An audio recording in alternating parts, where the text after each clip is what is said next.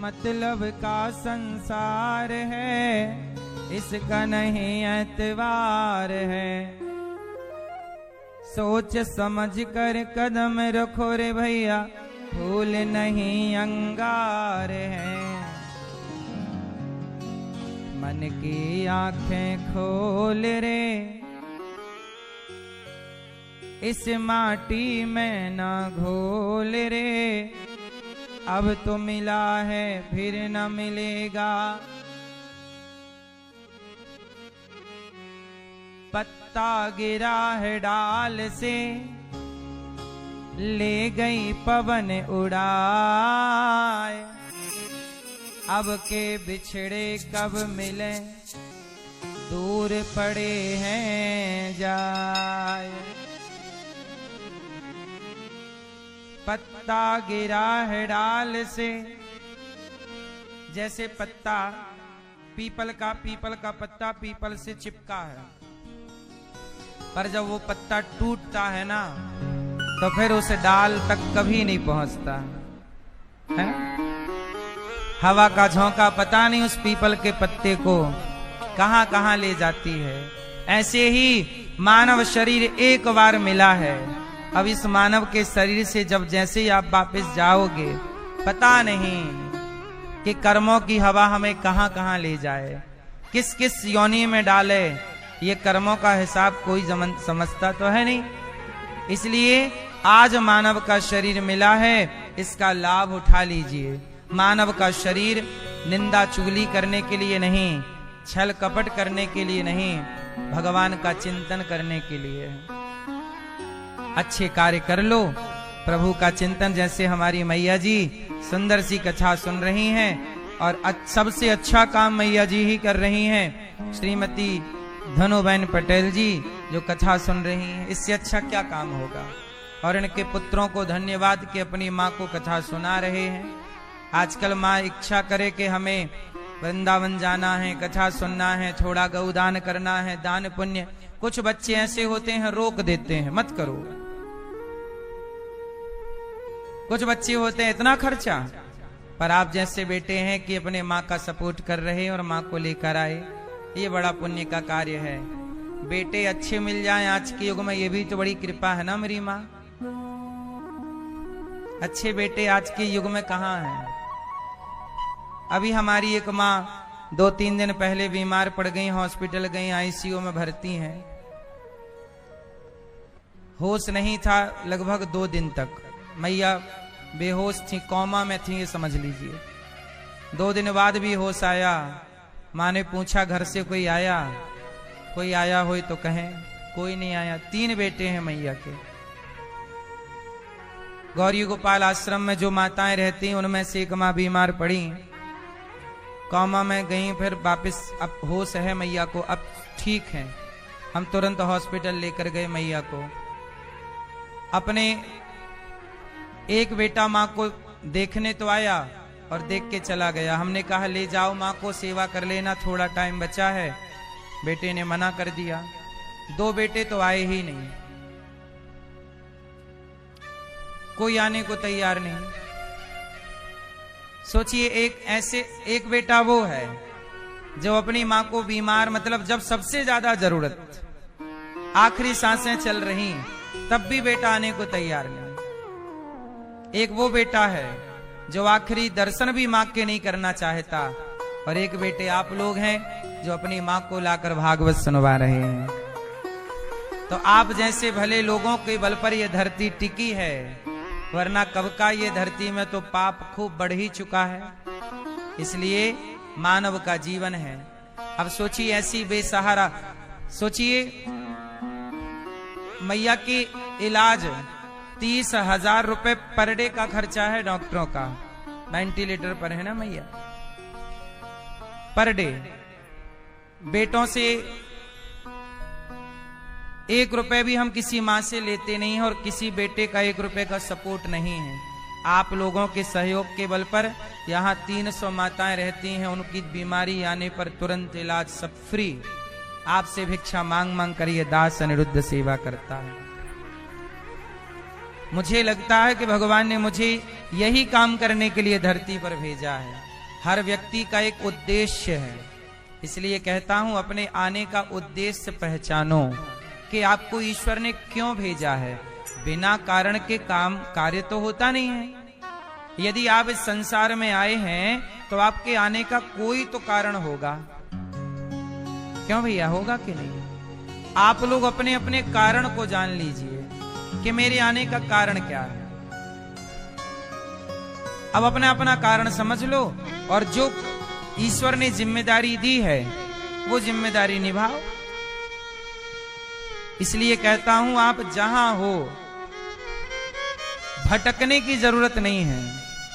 जहां हो वहीं रहकर अपने कर्तव्य का पालन कीजिए। उदाहरण से मैं आपको समझा दूं, एक दो लाइन में आप समझ लेंगे। जैसे आप डॉक्टर हैं, ईमानदारी से मरीज की सेवा कीजिए, ये मानकर कि ये भगवान का स्वरूप है। आप बेटा हैं, ईमानदारी से अपने माँ बाप की सेवा कीजिए, ये मानकर कि ये भगवान का स्वरूप है। आप पत्नी हैं, ईमानदारी से अपने पति की सेवा कीजिए कि ये भगवान का स्वरूप है। आप माता पिता हैं तो अपने बच्चे की सेवा इस भाव से कीजिए कि बच्चा भगवान का स्वरूप है और इसे पढ़ा लिखा कर देश के लिए समर्पित करना है। इसलिए इसे संस्कारी बनाना हमारा कर्तव्य है माता पिता का। यदि माँ बाप अपने कर्तव्य का पालन करें, पत्नी अपने कर्तव्य का पालन करे, पुत्र अपने कर्तव्य का पालन करे, तो बताइए कोई झंझट है कहीं? कोई समस्या है? समस्या तब आती है जब लोग अपना कर्तव्य भूल जाते हैं। डॉक्टर है तो डॉक्टर अपना कर्तव्य भूल गए। अब वो ऑपरेशन की जरूरत नहीं है फिर भी ऑपरेशन कर रहे हैं कुछ डॉक्टर। किडनियां निकाल निकाल बेच देते हैं। नहीं सुना आप लोगों ने कितने हॉस्पिटलों में ये सब केस सुनने में आए? मुर्दे को भर्ती कर लेते हैं कुछ डॉक्टर। मतलब डॉक्टर यदि ईमानदारी से अपना कर्तव्य करे तो वो डॉक्टरी करता हुआ भी तो भक्ति कर रहा है ना ईमानदारी से। लेकिन जब वो किडनियां बेचने लग जाए, जब वो बेवजह मरीज को मरे को भर्ती कर ले पैसों के लालच में, तब तो वो घोर पाप कर रहा है ना। मैं नहीं जानता कि ये मरीज जिंदा है कि अब मैं माँ को तो लेकर गया हॉस्पिटल, मुझे तो नहीं पता। डॉक्टर ने बताया कि इनका ऑक्सीजन लेवल कम हो गया, मैं तो वही जानूंगा ना जो डॉक्टर बताएगा, मुझे तो पता नहीं है। डॉक्टर कहेगा कि ऑपरेशन करना है तो मैं कहूंगा कर दो। अब मुझे नहीं पता कि ऑपरेशन की रिक्वायर है कि नहीं, जरूरत है कि नहीं, पर ये डॉक्टर को पता है। और यदि वो मुझे गलत बताए, पैसों के लालच में ऑपरेशन की जरूरत नहीं है फिर भी कर दे, तब तो वो पाप कर रहा है ना। मेरी क्या गलती? वो तो मेरे से कहेगा कि 2 लाख दो 5 लाख तो मैं तो दे दूंगा, लेकिन वो 2-5 लाख वो पाप का कमा रहा है कि नहीं? जरूरत नहीं थी फिर भी तुमने फाड़ डाला, सही है ना? तो ये पाप है। जहां हो ईमानदारी से काम करो, यही तुम्हारी भक्ति है। अपने अपने कर्तव्य का, जैसे ये दास, भगवान ने मुझे गौरी गोपाल आश्रम में सेवा के लिए भेजा है। मैं देखो ईमानदारी से सेवा करता हूं। समय से माओ को दवाई, समय से माओ को नाश्ता, समय से माओ को भोजन। भगवान ने मुझे यहाँ सेवा दी है, रसोई की मैं सेवा ईमानदारी। सबको 24 घंटे भोजन मिल रहा है, गरम गरम भोजन मिल रहा है। यहाँ पर 150 बच्चे पढ़ रहे हैं गुरुकुल में, प्रॉपर उनकी पढ़ाई चल रही है, प्रॉपर। अन्य स्कूलों में जो बच्चा 1 साल में पढ़ता है, मतलब संस्कृत व्याकरण, यहाँ वेद पुराण पढ़ाए जाते हैं, व्याकरण पढ़ाई जाती है संस्कृत की, तो यहाँ पर अलग तरह की पढ़ाई हम लोग गुरुकुल में पढ़ाते हैं बच्चों को, वैदिक पढ़ाई। तो यहाँ पर वो पढ़ाई जो बच्चे अन्य जगह पर साल में कवर करेंगे, वो यहाँ 2 महीने में कवर कर लेते हैं। इतनी अच्छी क्वालिटी के टीचर, अच्छी क्वालिटी की देख रेख। तो ये सब काम ईश्वर ने हमें दिया है, हम ईमानदारी से उसे निभा रहे हैं। हम गुरुकुल में 150 बच्चे पढ़ते हैं, किसी भी बच्चे से फीस नहीं लेते, निःशुल्क उनको रखना, खिलाना, पढ़ाना, लिखाना फ्री। गाय की सेवा करते हैं तो ईमानदारी से। हमारी एक गाय है, उसने अभी बछिया को जन्म दिया, उसकी माँ उसे पिलाती नहीं है दूध, उसकी माँ के थन में दूध ही नहीं है। मतलब उस जो बछिया भी पैदा हुई उसकी माँ दूध नहीं देती है, पता नहीं क्यों नहीं देती है, ईश्वर की मर्जी। दूध नहीं निकल रहा उसके थनों से, लेकिन अब बच्चा तो है छोटा सा, कल ही जन्म लिया, तो हम लोग बोतल में दूध भर भर के पिलाते हैं, दूसरी गाय के थन में लगा के पिलाते हैं, दूसरी गाय को पिलाते हैं। तो ये पालन पोषण तो सबका, हर जीव की सेवा। ये देखो गौरी गोपाल गौशाला में वो बछिया हमारी छोटी सी है, कल ही जन्म ली, माँ दूध नहीं पिलाती तो हम उससे बोतल से दूध पिला रहे हैं। अन्य गायों के पास लगा कर ये देखो ये दूध पी रही है बोतल से, जैसे छोटा बच्चा बोतल से दूध नहीं पीता, ऐसे। उसे गर्मी न लगे तो कूलर के पास लेके बैठते हैं, क्योंकि वो ऐसी बछिया है ना जिसे माँ दूध ही नहीं पिला रही है, उसके थन में दूध है ही नहीं। तो सब तरह की बातें हैं।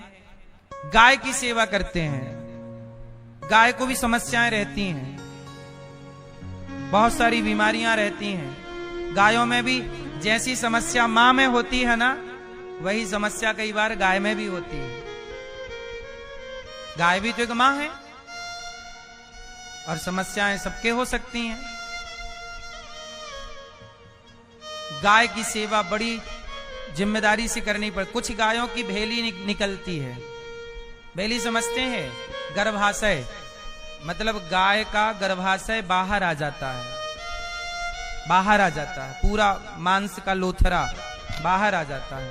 वो बीमारी हो जाती है किसी किसी गाय को, तो फिर उसे अंदर ढकेलना, अंदर करना, उसे फिर थोड़े टाइम तक खड़ी रखना, वो बैठने ना पाए, बैठेगी तो फिर बाहर आएगा, तो उसे खड़ी रखना, खड़ी रख के उसको दवाई लगाना, ये सब पूरी सेवा होती है गायों की।